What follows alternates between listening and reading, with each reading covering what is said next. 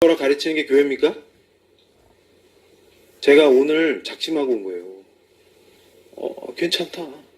제가 얘기하잖아요. 이 종교개혁을 제가 열심히 공부했기 때문에 여러분 그 얀 후스가 종교개혁 주장하다가 죽을 때 어떻게 죽은지 아세요? 체코에서 이 후스가 잡혀가지고요. 너 그거 부인하면 살려줄게. 그러니까 푹 키고 있네 이러면서 계속 찬양해요. 그러면서 난 니들이 적 그리스도인 것 같다. 나는 예수님만 따라간다. 그럼 죽이고 싶으면 죽여라. 그랬더니 철사줄로요. 뒤로 이렇게 결박을 해요, 사람을. 그래가지고 잡는데 그 뭐라고 예언을 했냐면 그 후스가 거위란 뜻이거든요. 그래서 화형을 시키니까 오늘 니들이 거위는 잡아먹을 수 있어도 꼬먹는 거죠. 거위는 꼬먹을 수 있어도 다음에 백조가 나올 텐데 백조는 니들이 감당이 안 될 걸 이랬거든요. 그 백조가 루터예요. 그래서 스위스에서는 기독교 상징할 때 백조 문양을 쓰잖아요. 그게 거기서 나온 거예요. 그러니까 후스가 그렇게 죽었어요. 근데 이분이 신기한 게 뭐냐면 너무 기뻐하는 거야. 죽으러 가면서 이게 사람이 딱 철사줄에 결박될 때는 공포가 확 오기 때문에 무섭게 되거든요. 그러면 혹시 뭐 자비를 베풀어 달라든지 이런 말이 나와야 되는데 이 사람이 너무 기뻐하면서 찬양과 기도를 하면서 가요. 근데 불을 붙이니까 이게 얼굴을 확 덮을 때까지 기도하는 거예요, 이 사람이. 그리고 너무 기쁘게 갚버리니까 다 공포에 질린 거예요. 그러니까 무슨 얘기냐면 종교개혁도 그냥 루터가 빡 나온 게 아니고 그 전에 훨씬 전에 예비한 사람이 영국에 있었어요. 존 위클리프라는 사람이. 이 사람 기가 막혀요. 기가 막혀요. 그러다가 죽이려면 죽여라 이랬는데 손 대려고 하니까 딱 갔어. 손 대기 전에 하나님 품으로. 멋지죠? 그랬더니 이놈들이 위클리프 시신을 가져다가 태워갖고 죄로 만들어갖고 뿌려. 그러면서 야 이렇게 했으니까 이제 나중에 부활을 못하겠지? 이러면서. 그래서 제가 그걸 읽다가 공부를 하다가 깨달은 게 뭐냐면 이놈들이 뭘 제대로 알았네. 왜냐하면 계속 위클리프가 이단이다 그러고 정죄를 했잖아요. 그러면 진짜 이단이면 부활을 어떻게 해? 예수의 사람이 아닌데 부활을 어떻게 해 이 사람이? 이해가 되세요? 그러니까 이놈들이 그걸 알고 있었네. 지금 제가 그걸 읽다가 얘네들이 뭘 제대로 알고 있었네 사실은. 그러니까 뭡니까? 마귀들이 제일 무서워하는 게 바로 그거예요. 실제로 괴롭혔는데 사실은 이게 지도도 무서운 거야 지금. 부활하면 어떡하지? 이러면서 그 짧은 생각에 이거 불로 태워서 가루로 만들면 부활 못하겠지? 이렇게 생각한 거예요. 그러니까 그게 우상숭배자들 아닙니까? 미신에 빠져 있는 거지. 그러니까 부활이 뭔지도 모르는 자들인 거죠. 우리가 몸을 가루로 만들고 빠면은 부활이 안 되네? 약국에 있는 그걸로 이렇게 가르면 부활을 못 해네? 야, 이 바보 같은 놈들. 그러니까 얘들은 그러니까 제대로 모르는 거잖아요, 지금 이게. 그러니까 제가 횡설수설하는 게 아니라 이 얘기를 쭉 왜 했을 것 같아요? 이게 바로 종교개혁의 핵심인 거예요. 그러니까 제가 깨달은 게 뭐냐면 진짜 신앙은 순교신앙이구나.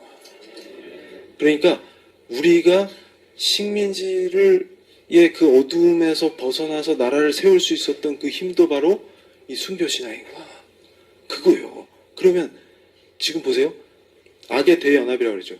자, 동성애, 이슬람. 그러니까 제가 저랑 지금 합력하고 있는 지모 변호사님이 저한테 맨날 그래요. 교수님, 제가 희한한, 그분도 민변에서 귀순한 분이거든요. 그래서 저랑 잘 통해요.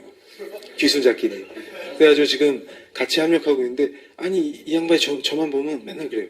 교수님, 희한한 일이 벌어져요. 그래서, 뭐가요? 그랬더니, 아니, 원래 이슬람 교리가 동성애랑 같이 그렇게 합력이 안 돼요. 원래 얘네들이. 오히려 동성애자를 죽여요, 얘네들은. 근데, 어떻게 얘네들이 합력을 하고 있어요? 이러면서, 저한테 맨날 궁금하대요. 그래서 제 강의를 2번 듣더니 교수님 이제 알았어요. 쟤들이 어떻게 합력할 수 있는지. 이게 지금 보면 신기한 일들이 벌어지죠? 합력해요. 영국 상황 보세요, 지금. 얘네들이 같이 합력해 서로 도와요. 이게 악의 대연합이라고요, 지금. 그렇게 해서 일단 선결 조건으로 뭐라고요? 혁명을 하려면 교회부터 쓰러뜨리면 돼요. 근데 다 해봤어. 볼셰비키 혁명도 해보고 뭐 다 해봤어. 그랬는데 지들이 무너졌어. 그러니까 제가 분명히 말씀드리는 게 제가 교회를 칠 때 근거로 했던 이론이 뭐냐면 안토니오 그람시의 진지전 기동전 이론이에요. 헤게모니 이론이고. 그러니까 무슨 얘기냐면 교회가 우리 사회에서 지적 도덕적 지도력을 갖고 있으면 안 돼요. 그게 헤게모니니까. 그걸 상실케 해야 돼요.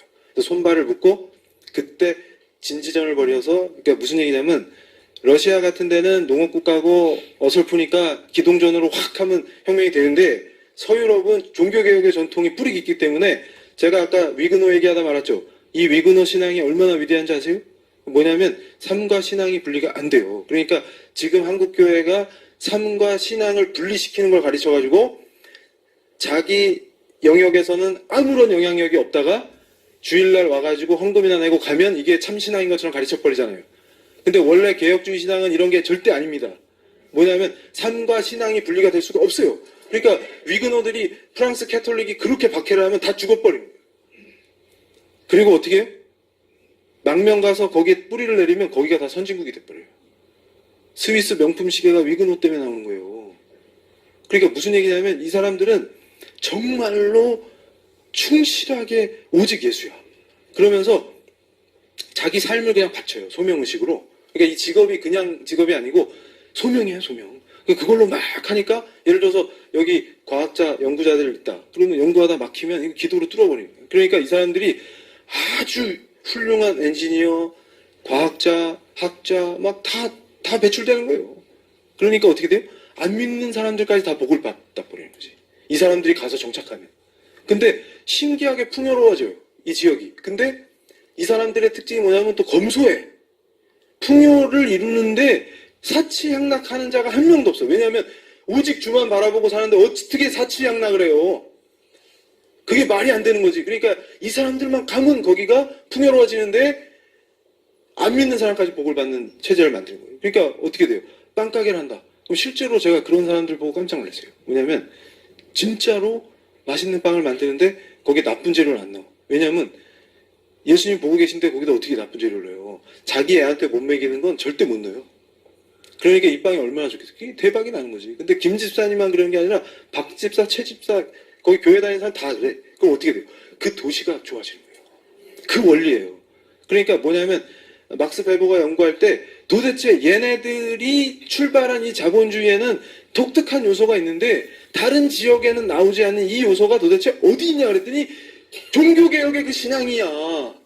그러니까 무슨 얘기냐면 우리가 어떤 체제를 원하십니까? 그럼 답이 나와 있는 거예요. 신앙의 자유를 부르짖으면서 목숨을 걸고 쟁취한 자유민주주의의 가치를 아는 거지. 그리고 이 아름다운 자본주의의 가치를 아는 거죠. 근데 문제는 뭐냐면 그렇게 아름다운 게 있었는데 우리가 교회에서 그런 얘기 하는 걸 제가 들어본 적이 없어요. 그러니까 무슨 얘기냐면 제가 아까 뭐라고 했습니까? 어거스틴 얘기하면서 그거를 예수님이 왕이 아니시고 물질을 숭배하니까 더러운 자본주의가 되는 거 아닙니까? 그리고 아름다운 자유민주주의가 이상하게 왜곡되는 거고 그러면 어떻게 돼요? 정교조나 이런 애들이 학교에서 그런 걸 조롱하면서 나쁜 것만 가르치잖아요. 그러면 어떻게 돼요? 그럼 이걸 회복할 방법도 거기에 답이 다 들어있다는 거예요. 그러니까 저들을 미워할 필요가 없어요. 우리가. 이 전쟁의 승리는 뭐냐면 그걸 회복해버리면 끝나는 거예요. 그러니까 지금 모든 크리스찬이 자기가 속해 있는 그 위치에서 예수님의 영향력이 나를 통해서 나와버리면 끝나는 거예요. 근데 그거를 두려움 없이 내가 죽더라도 그걸 예수님을 증거하고 그분의 가르침대로 사는 걸 내가 보여주면 이 전쟁은 반드시 이기는 거예요. 근데 저들이 얼만큼 지금 센 버전으로 발전했냐면요. 제가 제 인터넷 강의에서도 6.8혁명 얘기했었죠. 근데 지금 거의 이제 우리 사랑하는 성도님들 눈이 막 감기기 시작해가지고 제가 두려워가지고 10분 안에 딱 끝내드려야 될 것 같아요. 지금 막 도처에서 눈이 막 감기시고 이래가지고 지금 잘 버티시는 분들도 있는데 그래서 이러면서 저 사람 얘기는 언제 끝나 이러면 막 이래가지고 보세요. 지금 한국의 젊은이들이 미친 것처럼 유럽의 젊은이들이 다 미치는 때가 있었어요. 그게 68년도예요. 그러니까 아마 우리 여기 계신 우리 성도님들 중에 6.8혁명 아시는 분들은 전문가도 있으실지도 모르는데 이 68년에 유럽의 젊은이들이 다 미쳐버립니다. 68년도에. 근데 그 미쳐버린 그게 쭉 일본까지 타격을 해요. 그다 나중에 전공투 이런 얘기 들어보셨어요? 일본에? 나중에 70년대 적군파 애들 나오죠? 그 흐름이 있어요. 그래서 이 유럽에 미친 젊은이들이 중남미에 가서 투사가 돼갖고 중남미 혁명 봉기할 때 가서 전투에 참여하고 막 영웅도 되고 그래요. 그래서 철학자 루이 알티세르 이름을 따갖고 알티세르의 병사들 이렇게 불렀어요. 그 중남미에 가서 헌신한 혁명 영웅들이 있어요. 그래서 놀라운 일이 벌어져요.